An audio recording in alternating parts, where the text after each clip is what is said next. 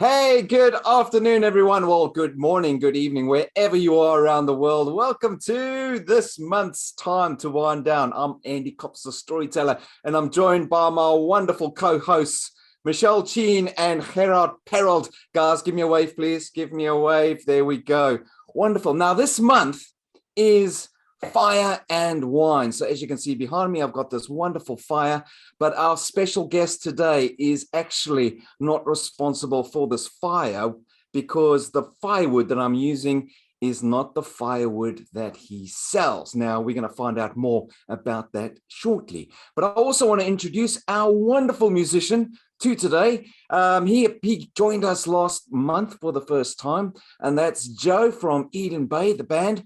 Now, Joe, just really quickly, where is your partner in crime, your fellow musician? Well, music is a passion and a hobby for us, but we both have day jobs, and James is still managing a site in Oxford and wasn't able to join us today. But I'm half of the band, and hopefully we'll represent. Awesome, and I know we're going to hear from you shortly. Now, I'm going to not be talking the whole time. I know that's very difficult for me to handle, but I do want to give the stage to Gerhard and to Michelle as well to give you an update of the exciting things that have happened. Isn't that right, Michelle? What has happened in the last month since we had the last Time to Wind Down? Well, it's just piling up now, isn't it? We went all the way down south for me to Leonard's Lee Gardens, and we got to taste something very, very special, the first UK pinotage. And yeah, it was just amazing. So we're still a little bit on a high from that, I think, around the fire. So by the way, in the pinotage vineyard. Yeah. And Gerhard, how did we come to find ourselves at Leonard's Lee? Do you want to just give us a little bit of the backstory to how the events unfolded? Well, yeah, I mean, I'm a very lucky person, actually, because I've got a fantastic surname. My Perold surname, from Perold Wine Cellar, as you know, I'm Gerhard Perold. And my surname has got a massive heritage in the wine industry. And therefore, I've got some connections in the wine industry and made some fellow friends over the last few years with some winemakers. And as you know, winemakers in South Africa, it's not every day you're going to see them. So when they come over to the UK, it's a very special opportunity to meet these guys or girls and ladies who makes the wine. And therefore, I was contacted by Leonard's Lee Gardens, Emma, who work with their wine account in the UK from Benguela Cove. And she asked me, hey, listen, Johan is over here, the winemaker from Benguela Cove. Would you like to do something with him? And of course, I will always jump at the opportunity to spend time with a winemaker because their knowledge is my knowledge. So that's how it came about, really.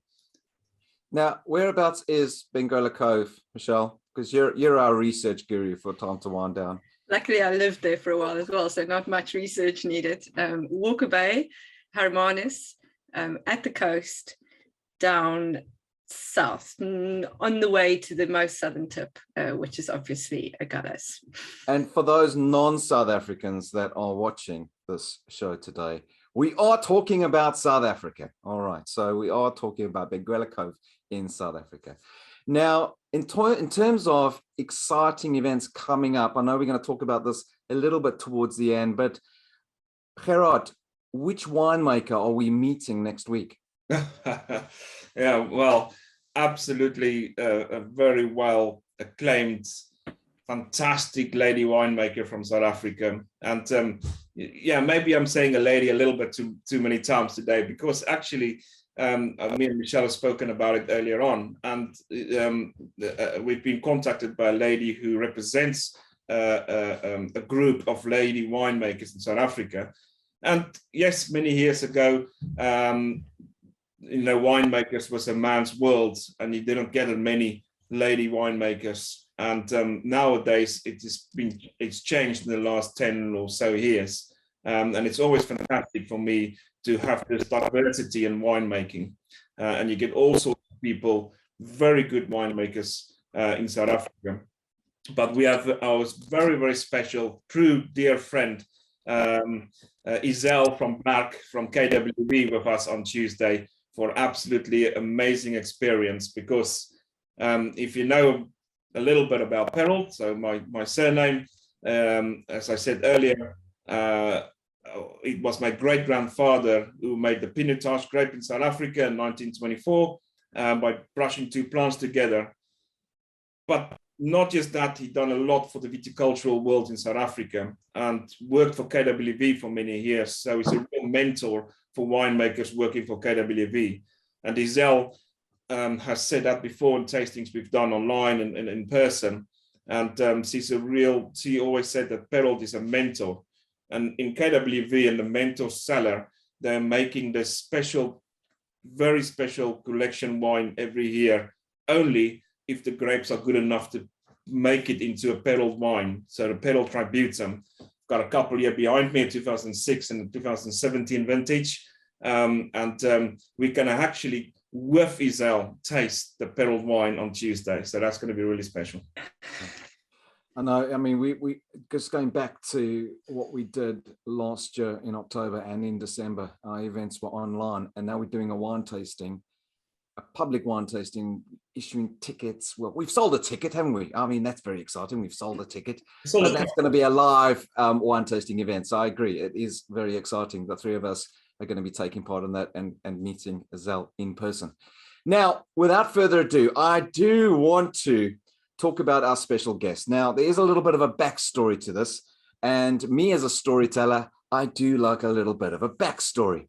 So going back to lockdown, and I was playing around with a lot of wood. I was doing wood carving, well, I was doing wood turning with a friend of mine, Tony, and I saw this company being advertised on South Africans living in London on Facebook. And it was a company called Firemasters UK. And they were talking about this wonderful firewood, kameeldoring and sekelbos wood that they were bringing in from Namibia. And I thought, oh my goodness, that must be amazing wood to work with. So I bought a bag and it was delivered very quickly, I have to say, very, very swiftly delivered. This, I think it was about 15 kilograms, a bag of hardwood at my front door. And I started to have some fun. Now, of course, the intention of this firewood is to burn it and create lovely embers to cook food on. But I looked at this wood and thought, no, this is too beautiful. There's no way I'm going to burn this. So the first thing we made, myself and Tony, is we made this lovely little tea light candle holder. All right, there we go. That was made out of kameeldoring. And then I made some carving knives. So again, these were, oh, you can't really see the blade. There you go. You can see the blade now. I'm not promoting knives at all. These are used for cooking and for wood carving. So I made those. I also, more recently, made a fire starter. So this is a fire steel. People think of it as flint and steel, but no, it is fire steel, right? So ferrocerium, it's not flint. And what is the other thing? This is the other exciting one. And I gave one as a gift to Michelle. This is my dipping pans that I've made as well, that I use for ink drawing. Now, the story goes that I was a little bit boastful, I will admit, and I sent Mikey this email saying, look what I've made with your wonderful firewood. And little did I know that I was entered into a raffle draw, and somehow I won the raffle. And in that raffle, I received a bottle of the Painted Wolf, the Dan Pinotage wine. And it came to me again, also very swiftly delivered by this company called Perrault Wine Cellar. And I said to Mikey, who is this guy? And he said, no, you got to meet Gerhard. He's a wonderful chap. And I did try to make contact with Gerhard, but it was only quite a while later when I met Michelle that Michelle introduced me to Gerhard. And then Gerhard started talking to me. And then lo and behold, here we are, the three of us with time to wind down. But Mikey, I'd like to bring you to the stage. You've been amazing there. We did see you at one stage get up and walk off, and we thought, oh my goodness, has he decided this is enough? No, But thank you so much for joining us today for Fire and Wine. Thanks, guys. It's a pleasure to be here. Really appreciate it. Now, I have to warn you, Mikey, we don't normally tell our guests this, but we like to ask questions, and we don't like to script them. We don't like to give our guests the questions in advance for you to prepare. But don't worry, because we've introduced a new rule to the way we play this game, you can ask a friend. And the only friend actually you have is Joe. All right. So Joe can help you with any of the questions that you are not able to answer. But don't worry, they are not too difficult. But I'm just going to let you take that in a little bit. We're not going to put you on the spot right now, are we, Michelle? Because I think we're going to ask you a little bit about your business. So I think, first of all, I know I've done a little bit about Firemasters UK, and I was talking about making wonderful things out of your firewood, but that's obviously not the intention of what your product and your service is. So would you like to just tell us what Firemasters UK, please tell us a little bit more. Absolutely. So Firemasters UK was actually born out of the lockdown a couple of years ago. My friend and business partner, we were both working on a similar idea, different but the same. It was a wood-fired food concept where we would go around to the food markets and music festivals in the UK, cooking authentic South African cuisine on South African firewood or Southern African firewood, including wood-fired pizzas and that sort of thing. But lo and behold, the pandemic rolled around, and unfortunately, put a stop to that idea and many other ideas that we had. But we, weren't going to accept defeat, so we had to pivot a little bit and think, well, what can we do with this idea? We have access to the wood, and whilst people may be locked down at home, I'm sure they're still going to be lighting their braais, especially since we were going into summer. And so we took a chance and we imported a whole container load of the wood, sekelbos and kameeldoring. And we built a website and we designed a distribution network, and we started selling it online. Firstly to South Africans, and that's where the South Africans in London group, allowed us to make a few posts there, and that's how we got the ball rolling. That's where you first saw us. But from there, our website started to gain some traction, and our Instagram page started to gain some traction, and Facebook was very useful as well. And before we knew it, we had 500 plus email subscribers, and that grew to 750 and then 1,000, and now we're into the thousands of subscribers and followers that follow our brand and buy our firewood. And it's quite easy to get hold of. You just come onto the website and make your purchase. We put a bag of firewood into a box and ship it to you on a 24-hour courier or 48-hour courier, whichever you need, and it arrives at your doorstep in a couple of days. So it's quite handy, especially if you have a spontaneous braai planned for the weekend. Let's say it's a Thursday night and you see the weather's going to be good on Saturday, and you think, well, let me get some braai wood. You can come to us and we can get it to you by Saturday. Whereas a lot of the other firewood suppliers, that can prove to be a bit challenging. So that's who we are. That's how we started. The two different types of wood that we primarily sell are kameeldoring and sekelbos. That's a kameeldoring over there, kameeldoring log. You can see it's a reddish brown or reddish purple even in color. Its English name is camel thorn, but the Afrikaans name kameeldoring actually comes from the Afrikaans word giraffe, or kameelperd, which is giraffe. And the camel thorn tree is the large umbrella-shaped tree that you may see in photographs or documentaries. It's the thorny tree that the giraffes are feasting off of, and that's how it got its name. Now the other wood that we sell, the sekelbos, looks like this. It's actually quite a really unique and pretty shaped log. It's more brown caramel in color. And that's actually an invader bush to Namibia. And so it's cut down, in line with the government regulations, and it also makes excellent firewood. And so we bring it over to the UK, and it's probably one of the more popular ones at the moment. So in terms of, because I know one thing that's very important in your business is selling firewood that has a moisture content that is ridiculously low. I think, what is the moisture content of the kameeldoring and sekelbos? So the moisture content of both of these woods is 2% or less. We actually measure the moisture content using a moisture reader in Namibia and South Africa and here in the UK at the different the different points in the logistics chain. So once it's harvested in Namibia, the moisture is red again before it's exported from South Africa, and again when it arrives here. Obviously, it's been in a shipping container. It's come across the equator at different times of the year. That can mean different things for cargo inside shipping containers. But the way that our wood is packaged and shrink wrapped on the pallets, we use moisture absorbent materials in the containers. So by the time it arrives here, the moisture content is still what it was at the time that it was loaded.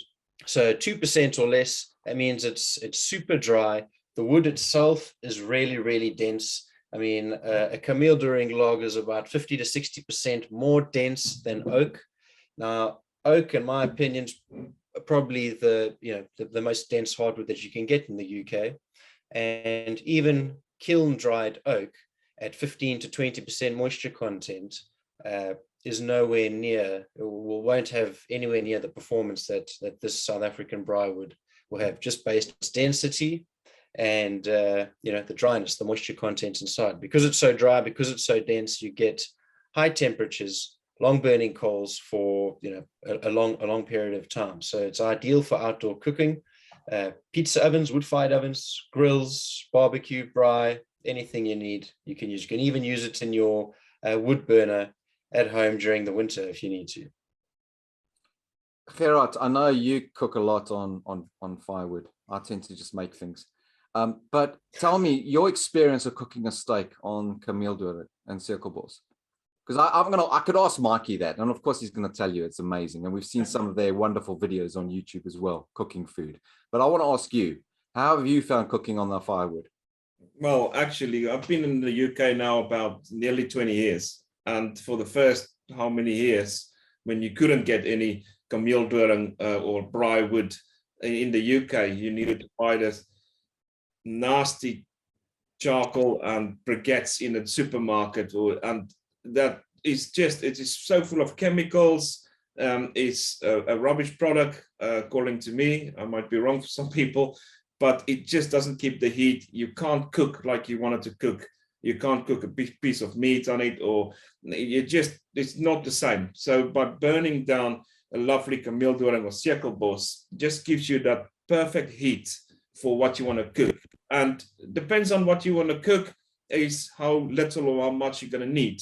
And you can burn it down, you can have a bit of coals, and you can make a little fire on the side, and you can feed that fire what you cook on. And the authenticness, the smoke from the fire, when your meat drips down, the fat drips down into the coals, and that brings up different flavor. It's just lovely, and it's such a nice clean burning. Of course, when you start lighting a fire, it's a little bit of smoke, but after that, it's a nice little clean burn, and you can regulate your fire much nicer, and you don't need to rush. You don't need to burn your meat to black and pink in the inside or bloody in the inside raw. You can just take your time. You can regulate it much better and get so much nicer product. Nice roast veggies on a fire, or nice big mushroom, or nice steak, a nice piece of fish, chicken, pork.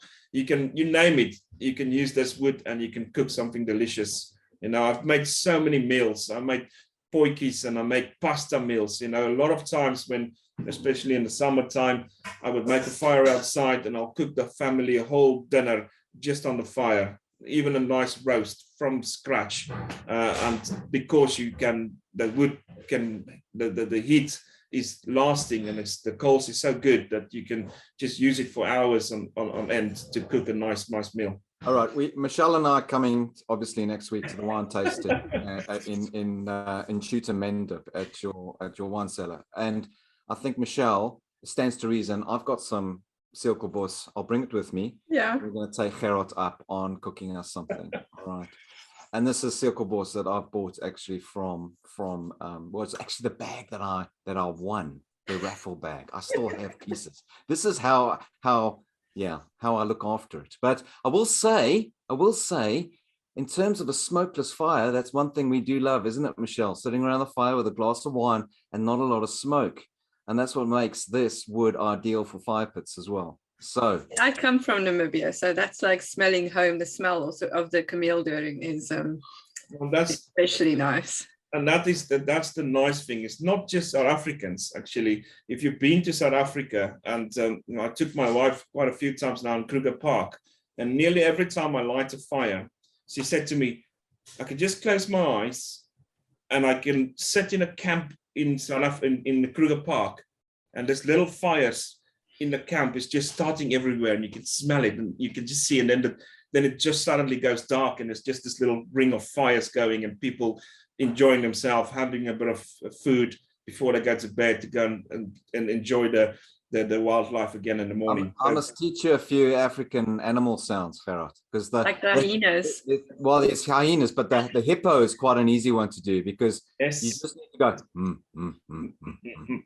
right, and then you do that low sound, and see how your wife reacts to that. She'll go, "Hey, yeah, the hippo." My wife, that's my wife's favorite animal, favorite sound, and I need to do it all the time. So Well, I think I need to tell you, seeing as our theme is fire and wine, did you know that hippos were once very hairy? And there's a story about the hippo that was hairy, right? But we'll see if we have time for a short story, because I think it is time now.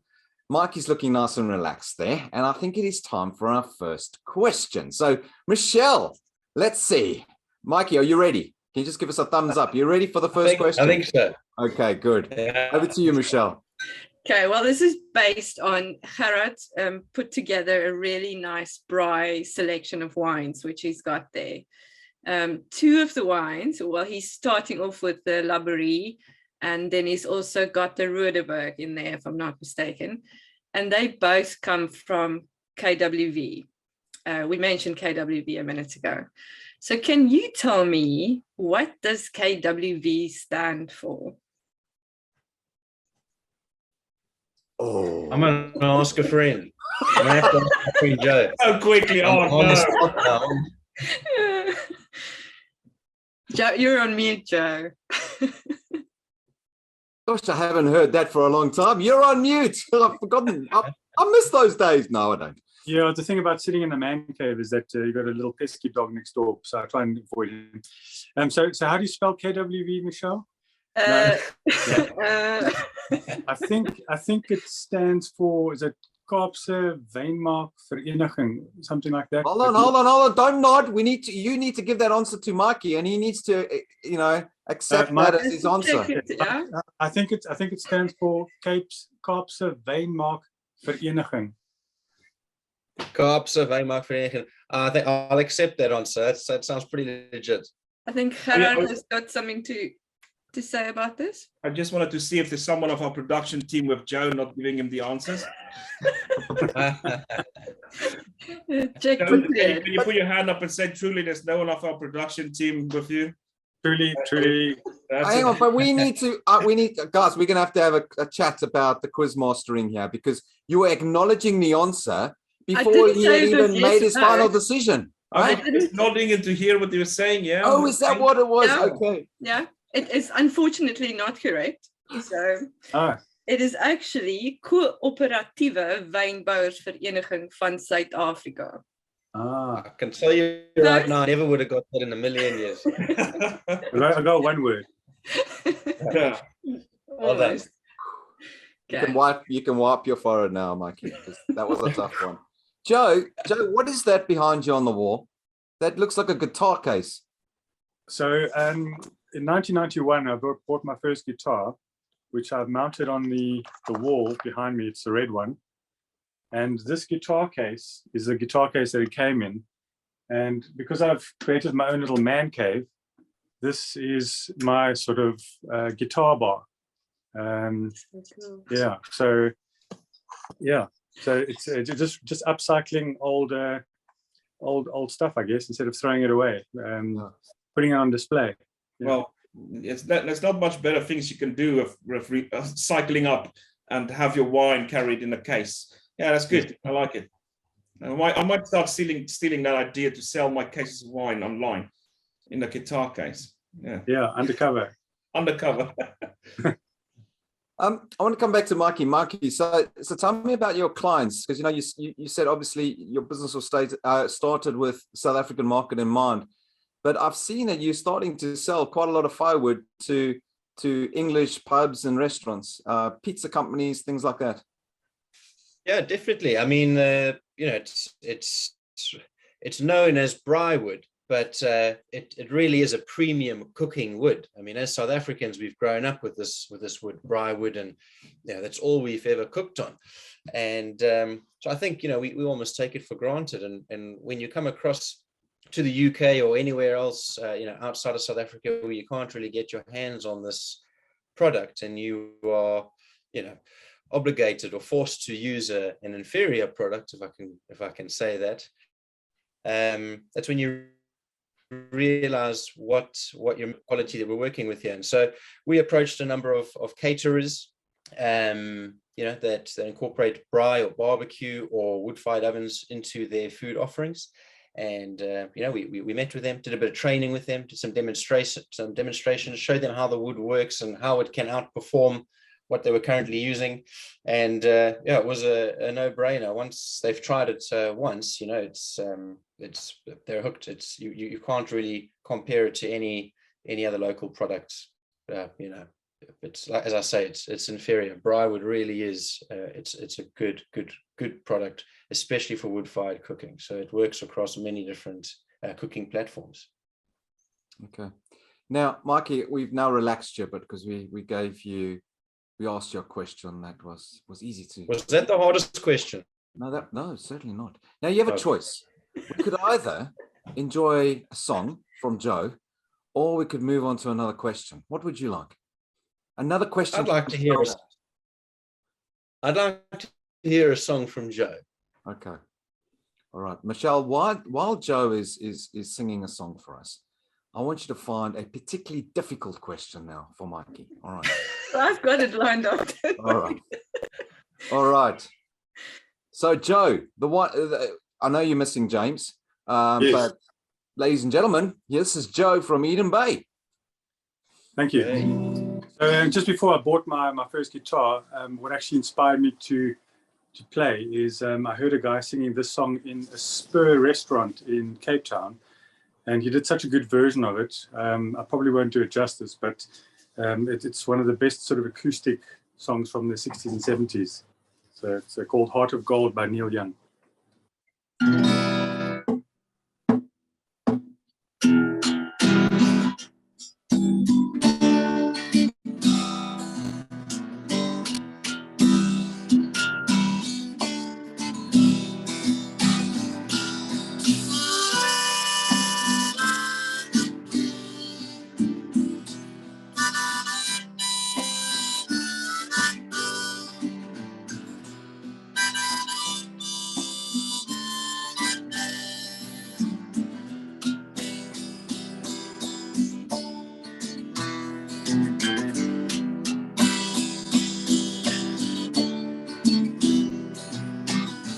I want to live, I want to give. I've been a miner for a heart of gold. It's these expressions I've never heard that keep me searching for a heart of gold. And I'm getting old.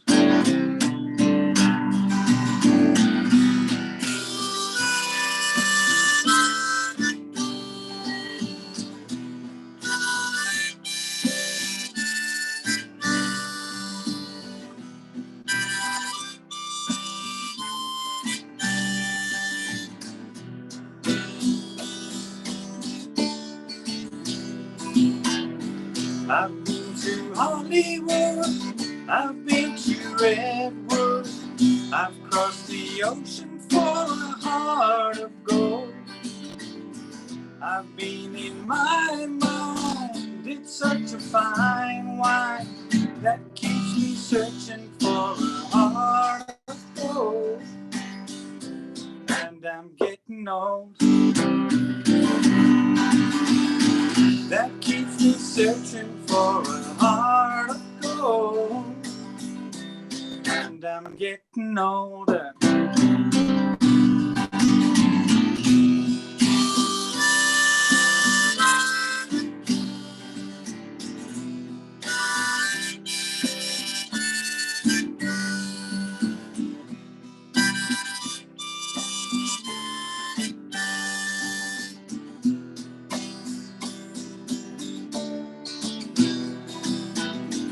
It keeps me searching for a heart of gold. It keeps me searching for now getting old. I've been a miner for a heart of gold. Just give me a bottle of Gerhard Barrel. Hey, awesome. Well done, well done. Oh, fantastic. Thank you.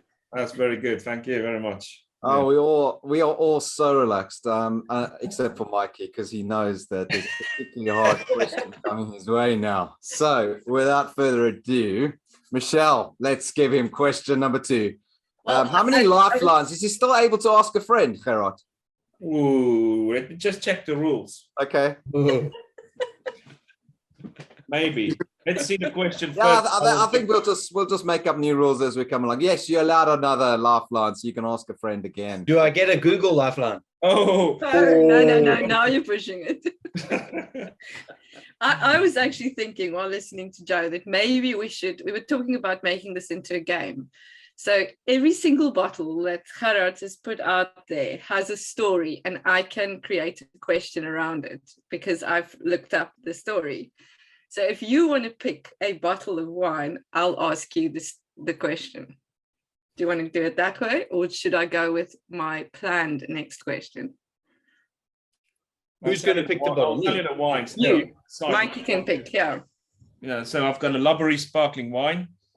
Yeah. I've got a Benguela Cove Chardonnay, Painted Wolf Den Pinotage, the classic Ruderberg blend, the red blend, a nice little Cabernet Sauvignon from Micha Estate, Labrie's Affinity, a nice Bordeaux style blend.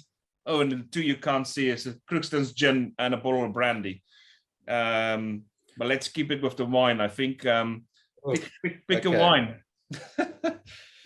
All right. So it's going to have to be between the Painted Wolf and the Ruderberg. I think I do quite love African animals. So let's go with the Painted Wolf and see where it goes. Okay, good choice. So what endangered animal does the Painted Wolf refer to? Easiest question of them all. Okay, so that is a wild dog, the African wild dog. And why? Where does the connection come with Painted Wolf?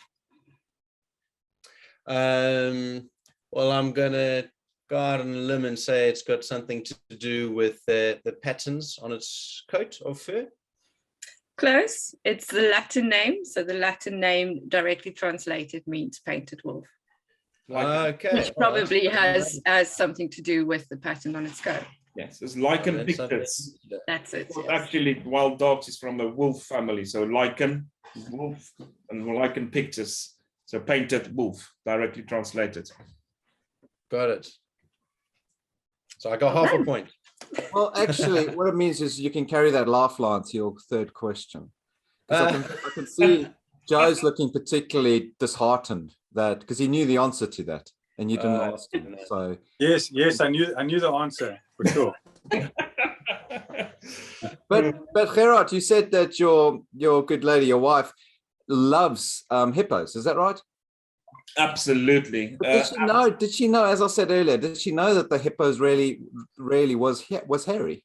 I don't know. I haven't asked her that. Well, but, when the gods first created the hippo, they gave the hippo this amazing long hairy coat, and it had this beautiful blonde like mane on top of its head as well. It came up its neck and on top of its head. But you see, the thing is, the hippo was a very boastful animal. And it used to go around to all the other animals and brag and say, look at me. Look how amazing I am. And look at my hair. Now, of course, I'm just pretending, right? Because I don't have hair. But I think this is what you would do if you have hair. You would take your paw, your leg, and do that, right? So this hippo would go around to all the other animals, bragging about how amazing its hair was. And particularly the lion was getting furious, right? Because we know the lion. The lion's got this amazing, majestic mane, beautiful coat. And the lion was feeling a little bit inferior. And the rabbit, even though the rabbit has got a lovely short-haired coat and long flappy ears, the hippo would tease the rabbit. And you see the hare got a little bit upset about this and decided that it had had enough. So it went to the lion and said to the lion, I'm tired of the hippo teasing me. You need to do something. And the lion said to the hare, well, go and speak to the magic man. I'm sure the magic man can help you. So the hare went to the magic man and said to the magic man, I need you to help me because you see, the hippo keeps teasing me and I'm tired of it teasing and bragging about how beautiful it looks.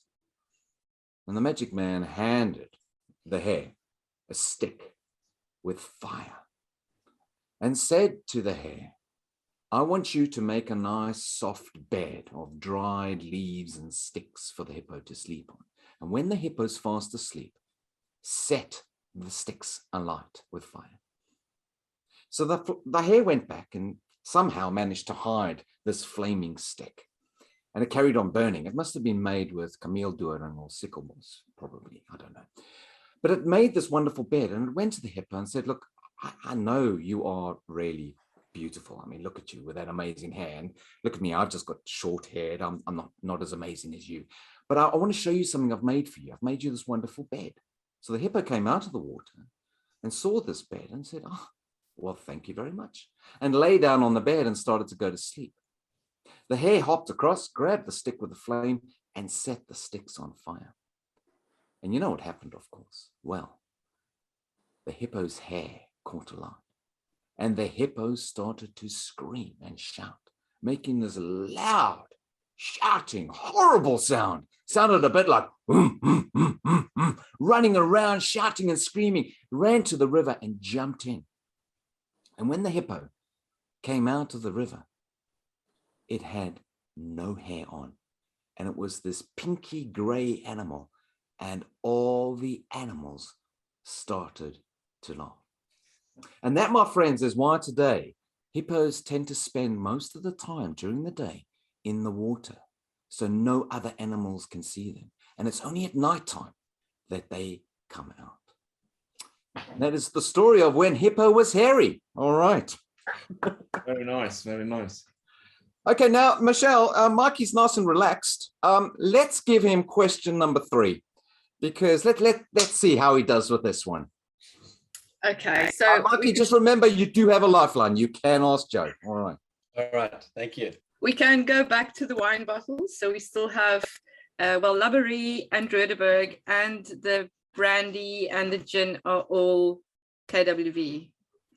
I'm not sure about the brandy. I think I might be making. Yeah. So there's a KWV question in there.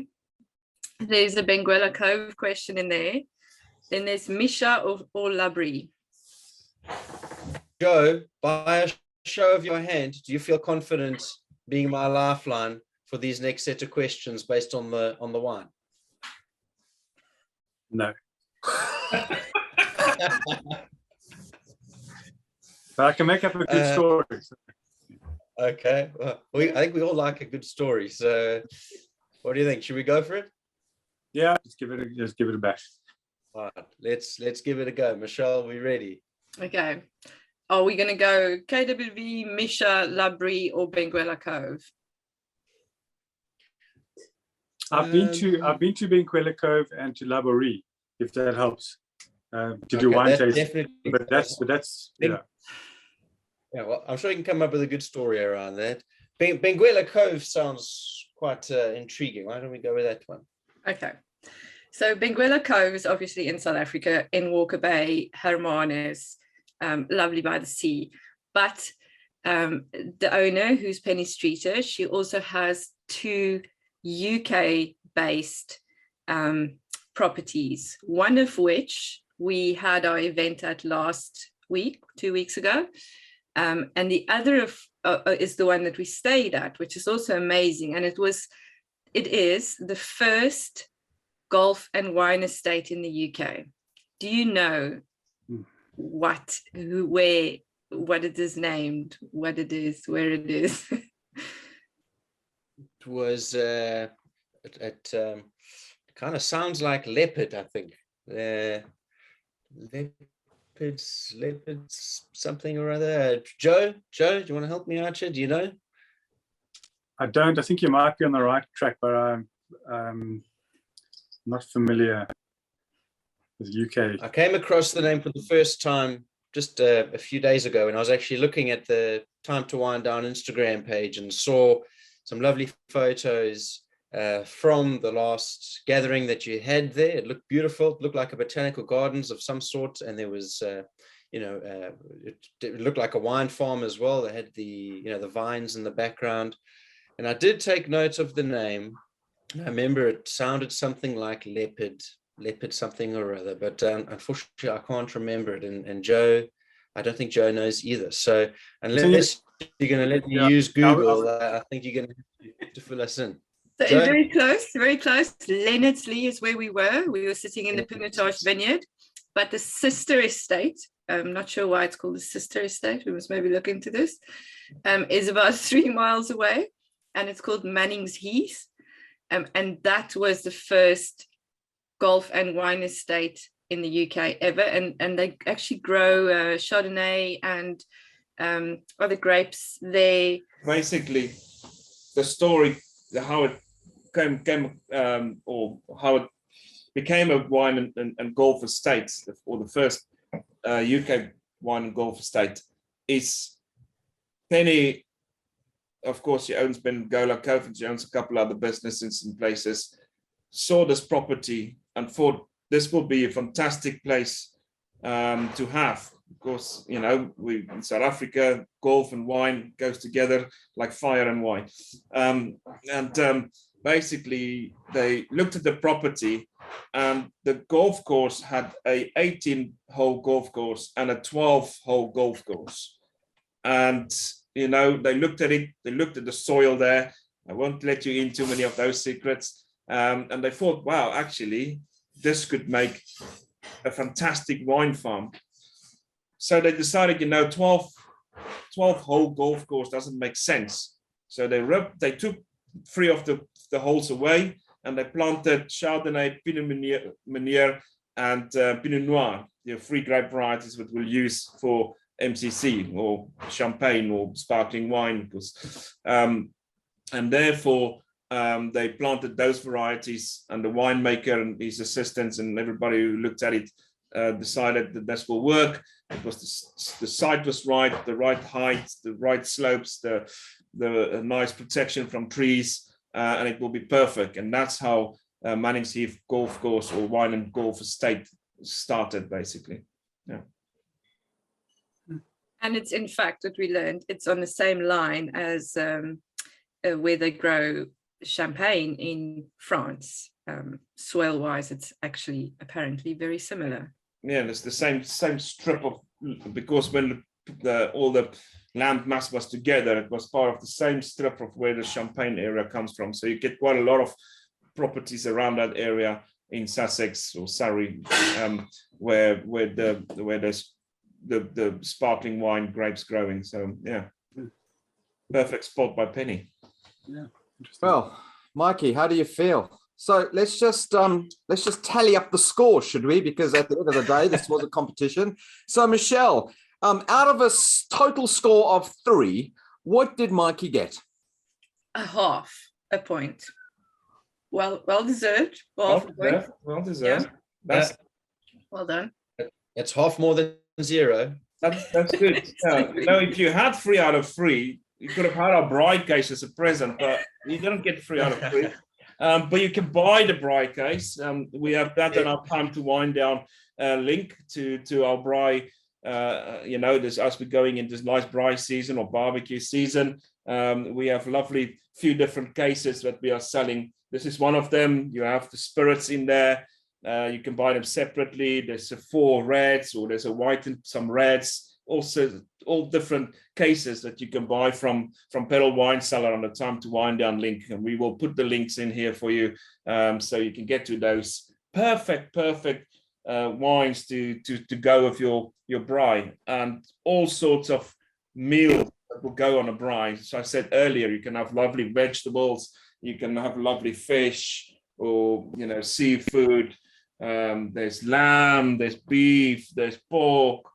This wine's is perfect for braaiing, and some of them are just nice to sit next to a fire when you finish your meal and have a glass, especially maybe start off with a sparkling or a nice gin and G&T, and then maybe finish with your nice brandy like a pure South African.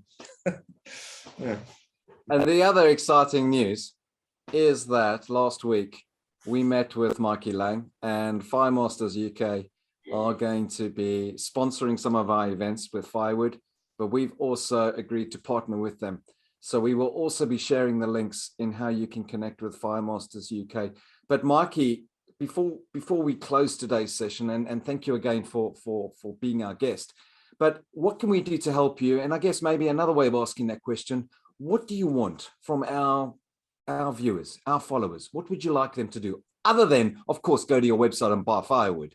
But how can we help you? Well, from my side, I'm not just selling braai wood here. I'm on a mission to sort of educate the people of the UK, about this premium cooking wood. So if you want to help me and you understand a little bit about braai wood and cooking on it and the benefits of it, please tell your friends, tell your British friends, tell your French friends, your German friends, tell all of your friends who don't already know about braai wood, tell them what it is and why it's so good. And if they want to try it for themselves, they can come across to our website, which is firemasters.uk, or you can just go into Facebook or Instagram and type in Firemasters UK, and one of our profiles will come up and you can reach out to one of us, and we'll respond to you. So that's what you can do to help me. Please spread the word that this is the best cooking wood in the world. It really is. We know it as South Africans, and it's my mission to help teach the good people of the UK about this product. Awesome. Definitely the best wood to have a fire and a glass of wine with. I agree. Well, guys, we've reached that time of the day when we have to say farewell. But Mikey, thank you so much for being our guest today. Joe as well, thank you for coming along and singing not just one song, but two songs, because we are going to change. We've changed the format. So we're going to close out today with a song from Joe. So thank you from me, Andy Cops, and thank you from my two other co-hosts, Michelle, Jean, thank you so much, guys. It was amazing hearing and chatting to you. Love the stories and the questions and the answers. As always, great fun. What a lovely show. Thank you, guys. And from me, have a good day, have a good week, and see you next time. Thank you. And over to you, Thanks, Joe. guys, Thank you very much. Appreciate it.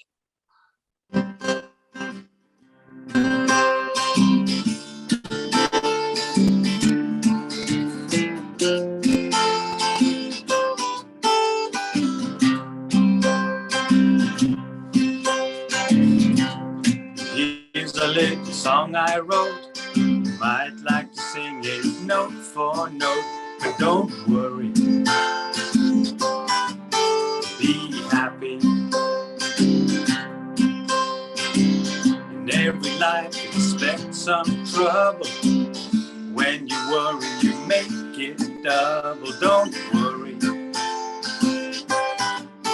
Be happy.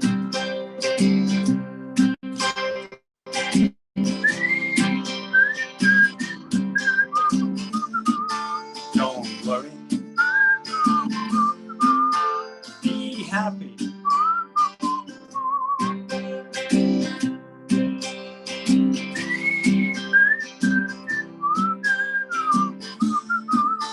Don't worry.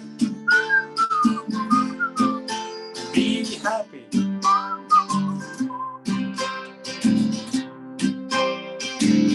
Got no place to lay your head. Somebody came and took your bed, but don't worry. Be happy. The landlord say your rent is late. He may have to litigate, but don't worry. Be happy.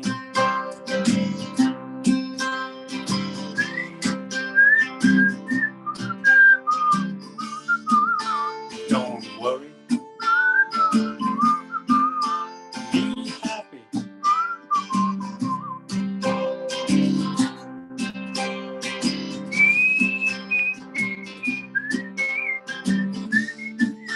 Don't worry. Be happy.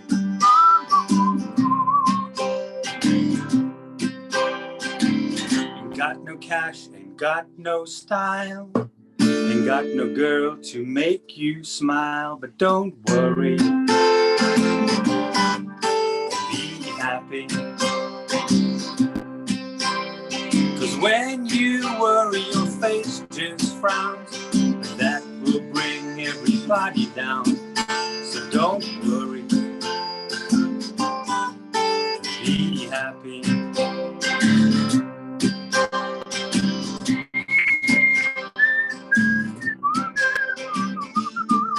Don't worry. Be happy.